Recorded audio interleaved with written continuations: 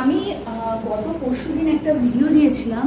তো সেই ভিডিওটাতে জিজ্ঞেস করেছিলাম যে আমার মধ্যে কি চেঞ্জ তোমরা দেখতে পাচ্ছ। তোমরা কিন্তু কেউ বলতে পারোনি সেটা। তো চেঞ্জ হচ্ছে কি, আমি দেখো চুলটাকে কেটেছি, খুব বেশি ছোট করিনি, বাট কেটেছি। আমি জানি তোমরা চুল কাটা অনেকে পছন্দ করো না, তো তোমাদের পছন্দটাও তো আমাকে মাথায় রাখতে হয়। Hey guys, good evening, welcome to my channel. কেমন আছো তোমরা সবাই? আশা করছি সবাই ভালো আছো। তোমাদের ভালোবাসা আমি তো সবসময় ভালো থাকি। তো দেখো, আজকে আমি পরে এসে একটা টাসেল শাড়ি। এই শাড়িটা তোমরা আগেও দেখেছো, আমি কালার ব্রেক করে পরেছি। আমি বেরোচ্ছি একটু, তো ভাবলাম তোমাদের সাথে একটু শেয়ার করে নিই এটাই।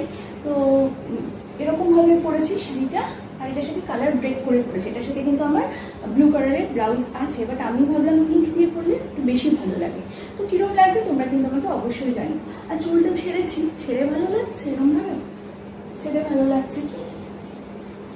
ছেড়ে ভালো লাগছে কি, নাকি চুলটাকে এরকমভাবে বেঁধে নিলে ভালো লাগবে? সেটাও তোমরা বলবে যে কোনটা আমাকে ভালো লাগে, চুল বেঁধে না চুল ছেড়ে। তো দেখো, এরকমভাবে চুলটা আমি আটকে নিলাম। যা গরম অবশ্য চুল আটকাতেই হয়, না আটকালে হয় না। তো এরকমভাবে চুলটা আমি আটকে নিলাম। অ্যান্ড দেখো এবার ভালো লাগছে কিনা। তো যদি ভালো লাগে অবশ্যই জানিও। আর আমি কপালে কোনো টিপ টিপ পরিনি, কোনো মেকআপও নেই, মুখে দেখতেই পাচ্ছ, জাস্ট শাড়িটাই পরেছি। আর শাড়ির সাথে একটা ব্লাউজ আমি পরে নিয়েছি অবভিয়াসলি। আর ব্লাউজটা কীরকম লাগছে শাড়ির সাথে, এটাই প্রশ্ন। আজ আমি বলেছিলাম যে আমার কি চেঞ্জ হয়েছে সেটা কিন্তু তোমরা কেউ বলতে পারো। এটা আমার খুব দুঃখ, জানো তো। আমাকে তোমরা তাহলে ভালোবাসো না, যে এত বড় একটা চেঞ্জ কিন্তু তোমরা সেটা বলতে পারো। তো কালকে আসলে একটা নতুন ভিডিও নিই, ততক্ষণের জন্য তো দেখো, এটা একটা পিওর সিল্ক শাড়ি। এটা একদম পিওর সিল্ক, ওই পেপার সিল্ক না, এটা একদম সফট তুলতুলে। মানে এটা পরলে না মনে হবে যে একদম বিন্দাস, গরমে দারুণ লাগবে। তো এটার সাথে আমি পরে নিয়েছি একটা ব্ল্যাক ব্লাউজ। আর এই শাড়িগুলো কিন্তু ভীষণ সফট। তোমরা কিন্তু এবার থেকে যদি কাউকে গিফট করো বা দাও, তাহলে কিন্তু আর পেপার সিল্ক নয়, দেবে পিওর সিল্ক। এটা হচ্ছে পিওর মুর্শিদাবাদি সিল্ক। আর এটার মধ্যে আছে এরকম স্ক্রিপ্টেড, দুটো কালারে আছে। এরকম আছে হোয়াইট, একটা পোর্শন যেটা আমি ভাঁজ করে এখানে দিচ্ছি, এটা হচ্ছে অরেঞ্জ। তারপরে আছে এরকম আছে, এটা হোয়াইটের উপর স্ক্রিপ্টেড, অ্যান্ড দেন এটা অরেঞ্জের উপর স্ক্রিপ্টেড। দেখো এরকম আছে, এটা একটা অরেঞ্জের উপর স্ক্রিপ্টেড শাড়ি। শাড়িটা কিন্তু ভীষণ একটা এলিগেন্ট লুক দিচ্ছে।